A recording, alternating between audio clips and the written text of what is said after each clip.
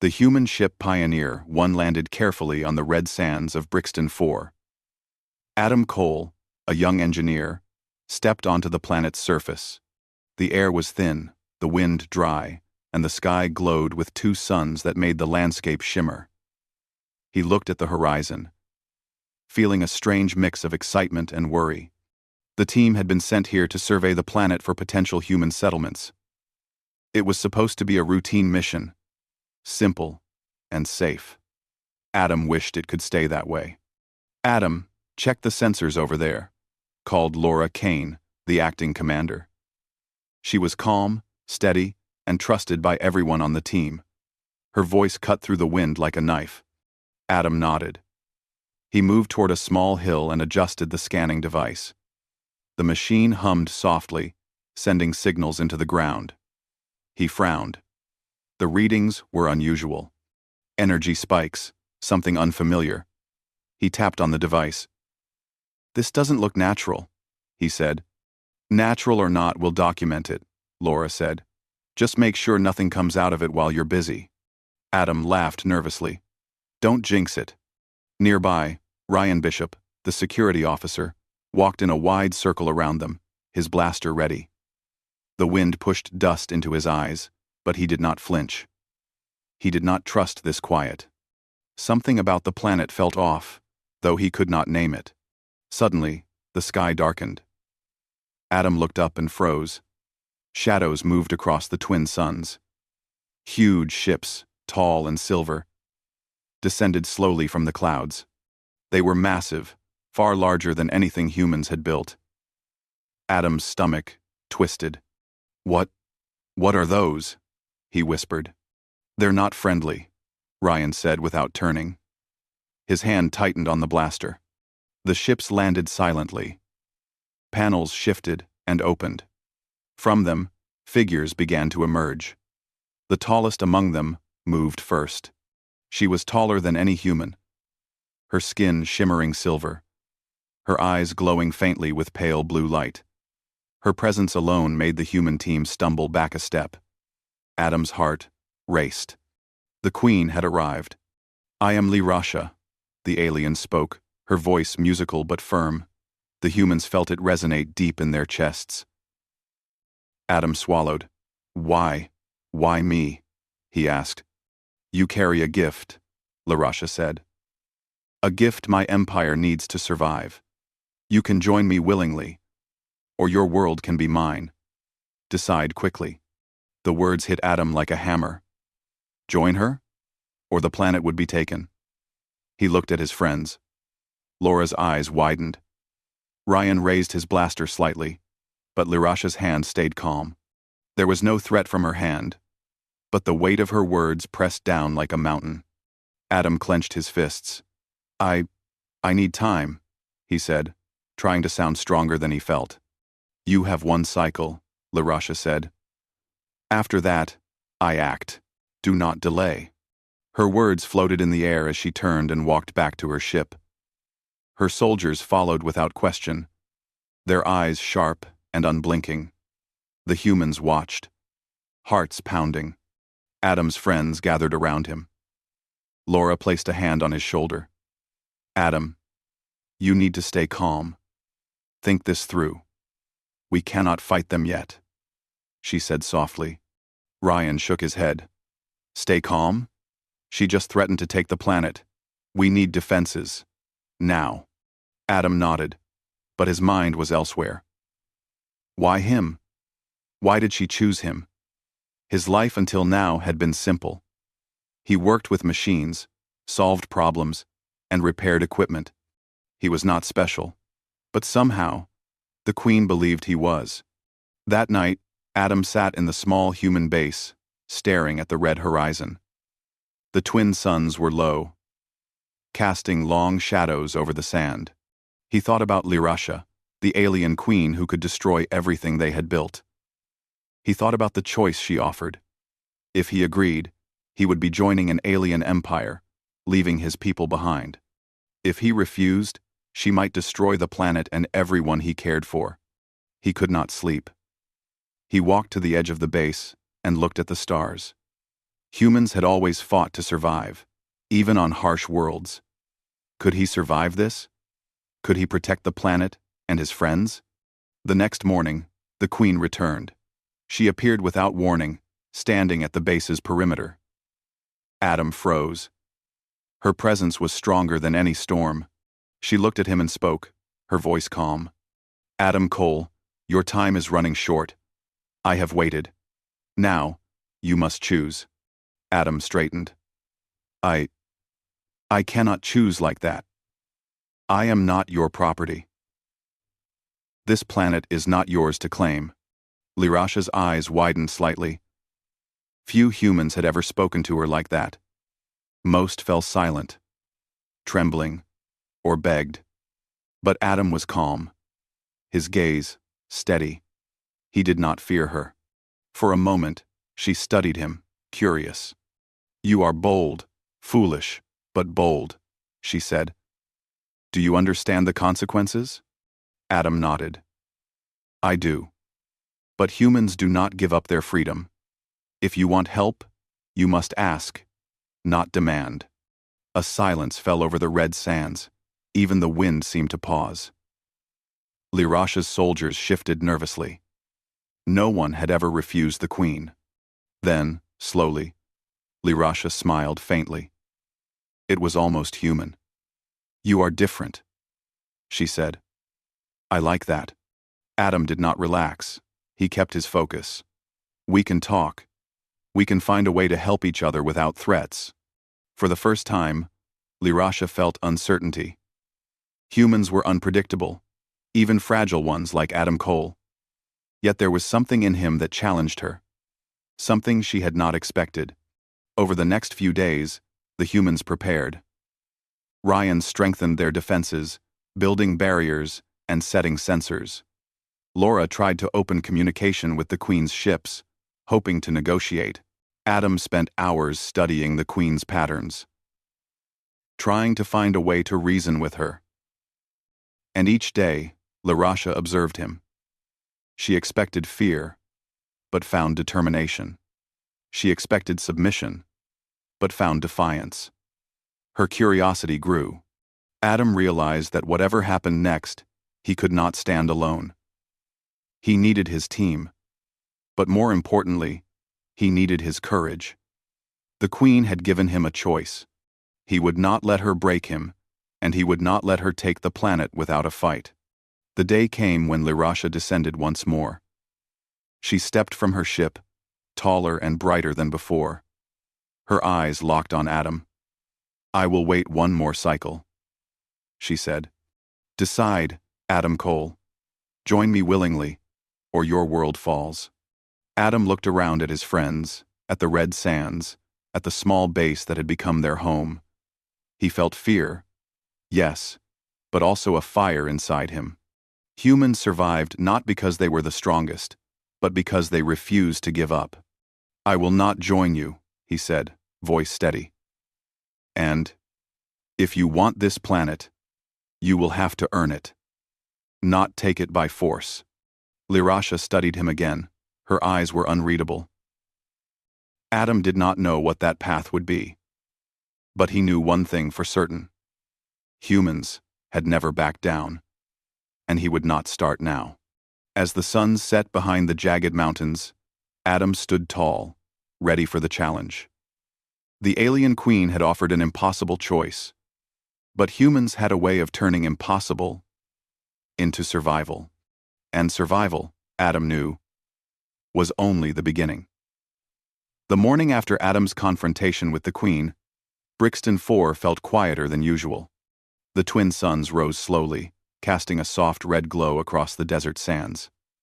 Adam walked among the scattered buildings of the human base, trying to clear his mind. He knew the Queen was watching, even now. Lirasha did not move like other beings.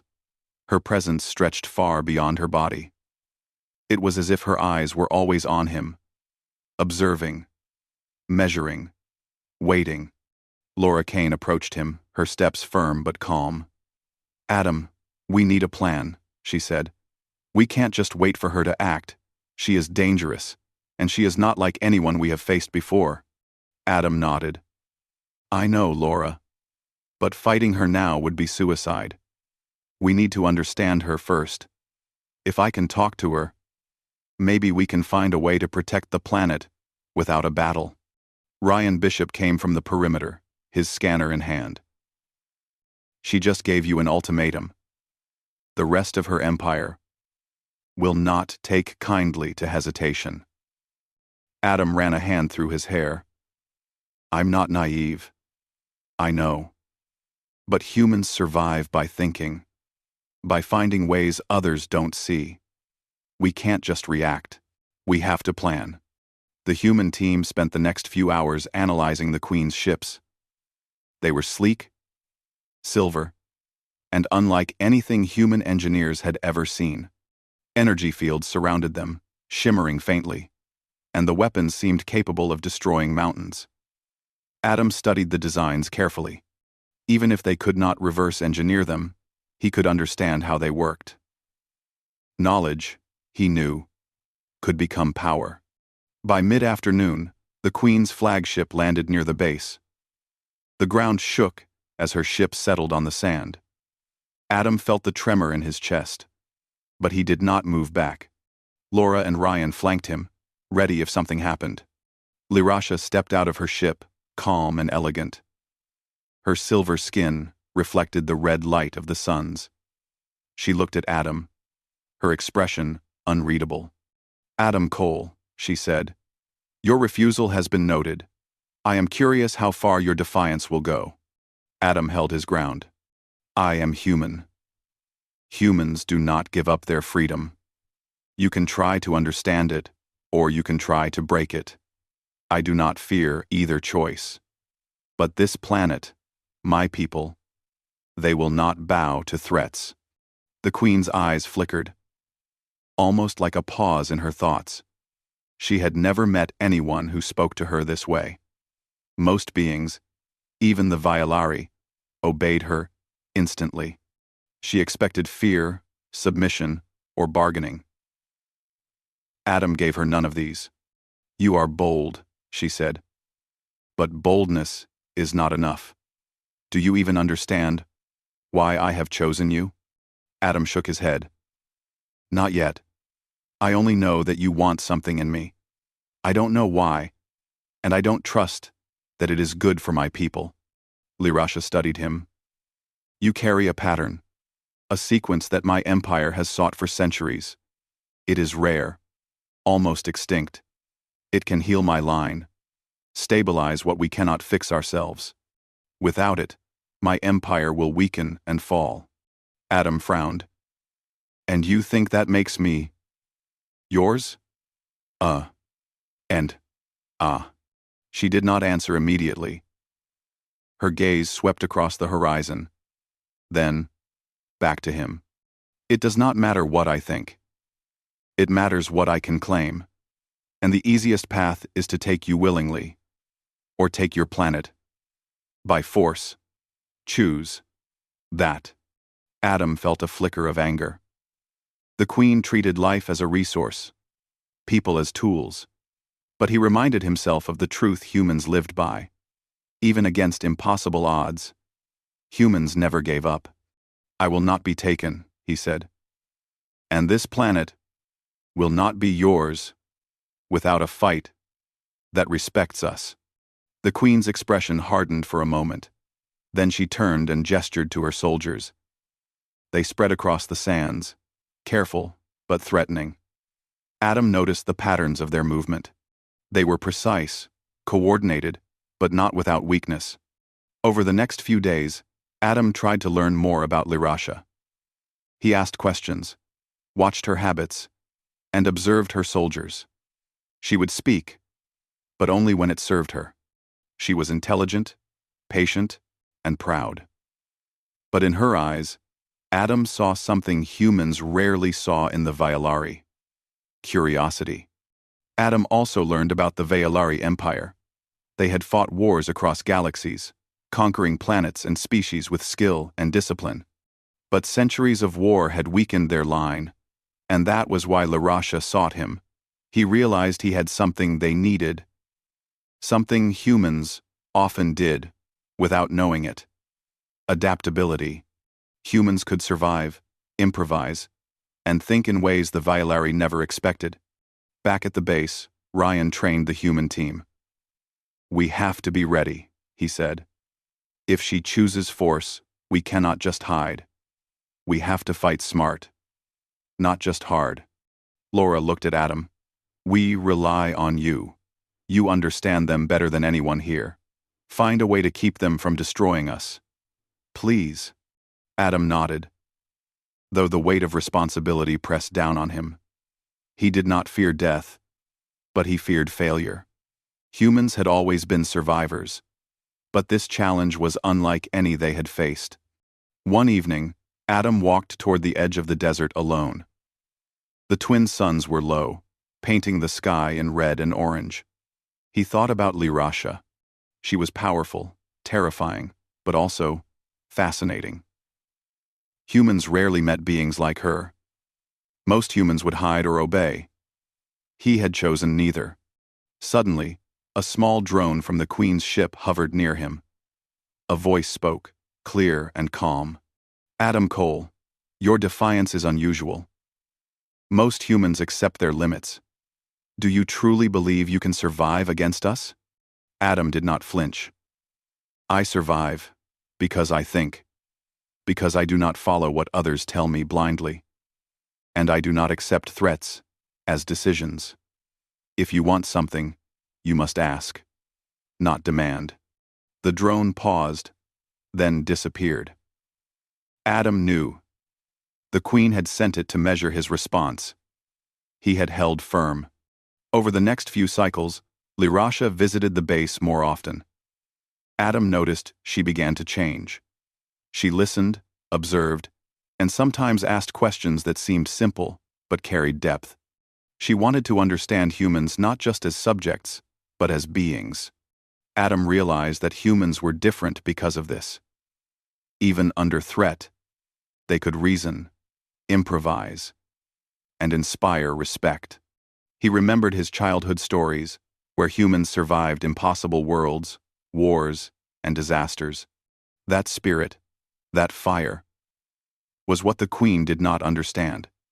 And yet it was something humans carried instinctively. During one visit, Adam asked her directly, "Why me? Why not anyone else?" She looked at him, her silver eyes reflecting the sun's. "Because you do not fear me. Yet you do not attack blindly.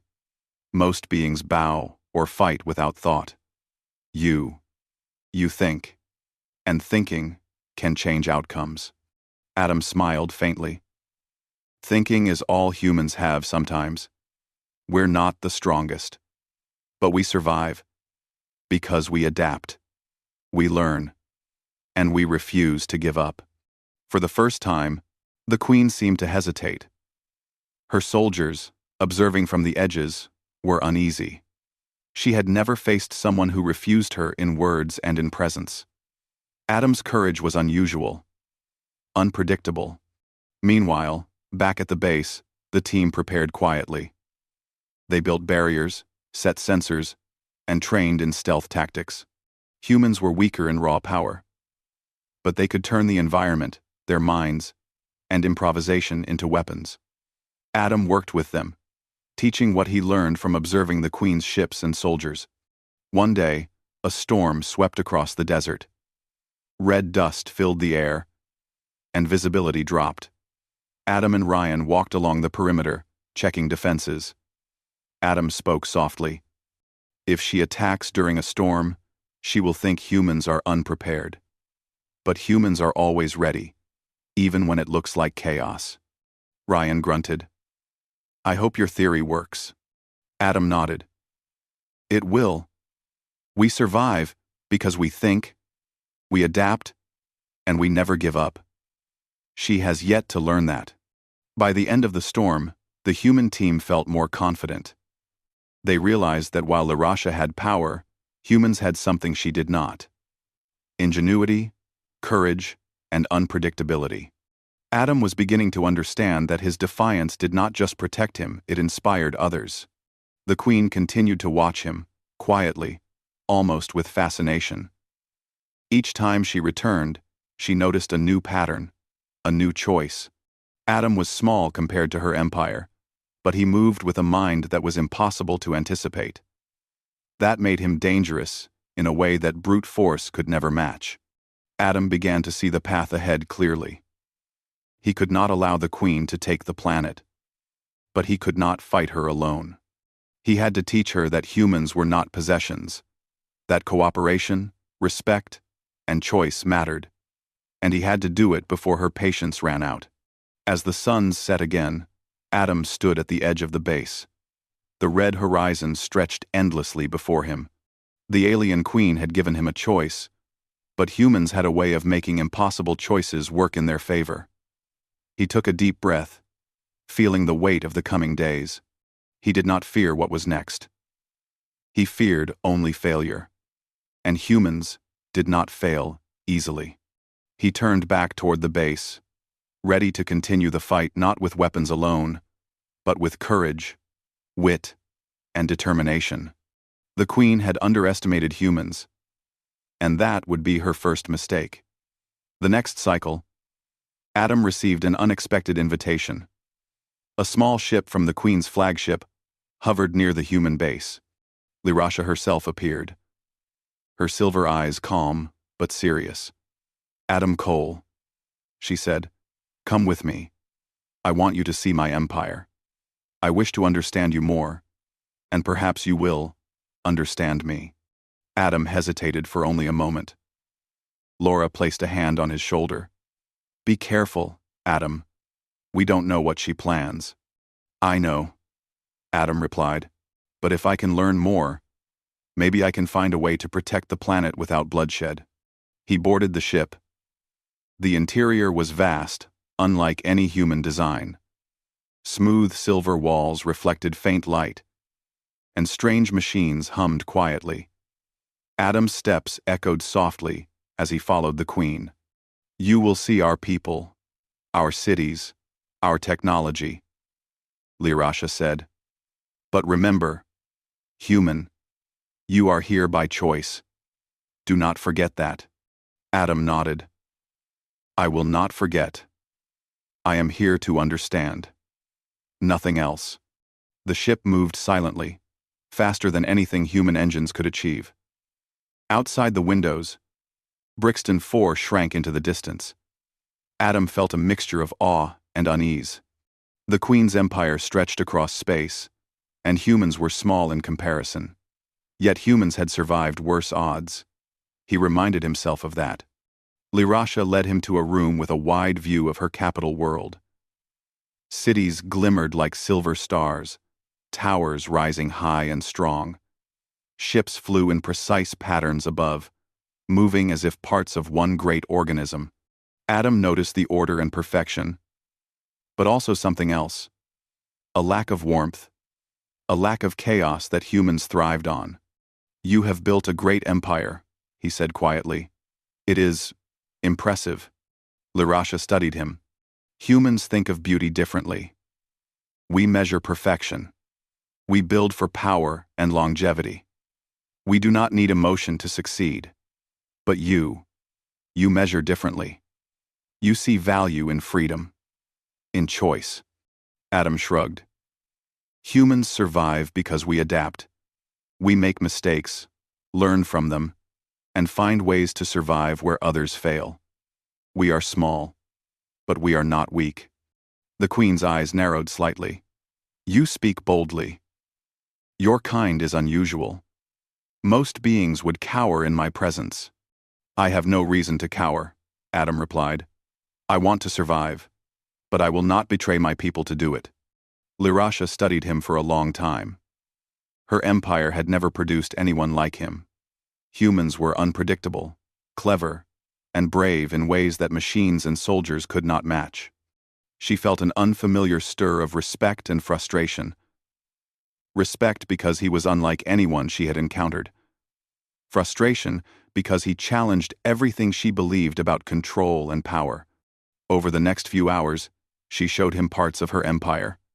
He saw vast training grounds, laboratories, and halls of command. Soldiers moved with perfect precision, Yet he noticed subtle moments where they hesitated in her presence. She commanded through fear and respect, but human courage was different. Adam saw how her people looked at her with loyalty, but also with caution. "You see our strength," Lirasha said, "and you do not fear it." "Why? Why?" Adam looked out at the horizon, beyond the towers and flying ships. "I have seen strong things before, but strength alone does not win. Humans win because we think, because we adapt, because we refuse to give up even when odds are against us. Fear is easy. Courage is rare. I choose courage." The Queen's face softened, just slightly. She had never heard such words from anyone before. "You speak of courage as if it can change fate," she said. "Sometimes it does," Adam replied. "Sometimes it is all that stands between survival and destruction." They walked through the palace, and Adam noticed the differences between Vailari society and human society. Everything was perfect, controlled, and calculated. Humans thrived on unpredictability, improvisation, and mistakes that taught lessons. That made humans dangerous in ways the Queen did not fully understand. "You are not like other humans," Lirasha said quietly. "You do not beg. You do not fight blindly. You think. I did not expect this." "I am not special," Adam said. "Humans are not special individually. We are special together. And I am here with my team. Back on Brixton 4. Whatever happens, we survive together." For the first time, the Queen felt a twinge of uncertainty. Adam's courage was contagious. She realized that humans had something her empire had lost in centuries of conquest, a spirit of survival without fear of rules. That spirit, that determination, was contagious and dangerous. During his visit, Adam saw how Lirasha's advisors worked. They whispered among themselves, studied him, and plotted quietly. One advisor, named Varen, seemed particularly displeased with the human's presence. He kept glancing at the Queen, frowning. Adam noticed the tension and realized that not everyone in the Empire agreed with her methods. He took note of everything, learning how the Vailari thought, how they acted, and where they were vulnerable. His mind moved quickly, connecting dots that machines or soldiers could not see. Humans were not strong physically, but they were strong mentally. That strength was something the Queen could not control easily.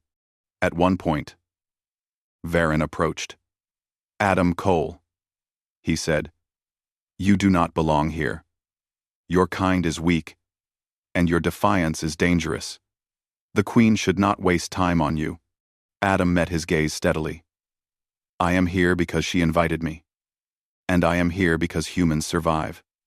You underestimate us. That is your mistake." Varen's face twitched with anger, but he said nothing more. Adam realized that the human courage he carried was already creating unease in the Vailari Empire. One small human, unafraid, could shift balance in ways that armies could not predict. Later, the Queen brought him to a chamber filled with devices he did not recognize.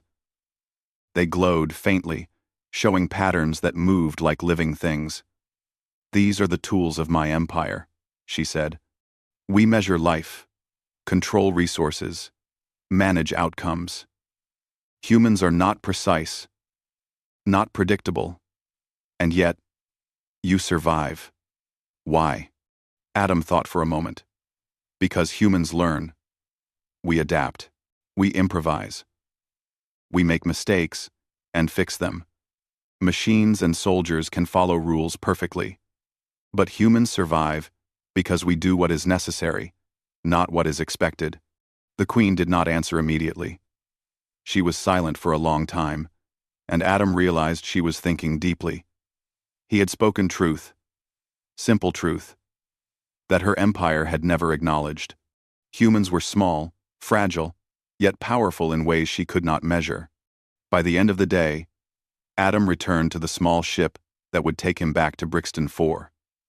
He felt exhausted, but more determined than ever. He understood the Queen a little better, and he realized that she could be reasoned with, but only if she saw humans as equals, not as tools. When the ship landed, Laura and Ryan rushed to him. "Everything," Adam said. "And I learned something important. Humans survive because we think, because we adapt, because we refuse to give up. She respects strength, but humans are strong in ways she has not yet learned to understand. If we can show her that, we may survive without war." Ryan shook his head. "That sounds risky. She is still the queen of an empire. One wrong move, and we are finished." Adam nodded. "I know. But humans never back down. We will find a way." That night, Adam looked out at the red horizon. The twin suns set, casting long shadows.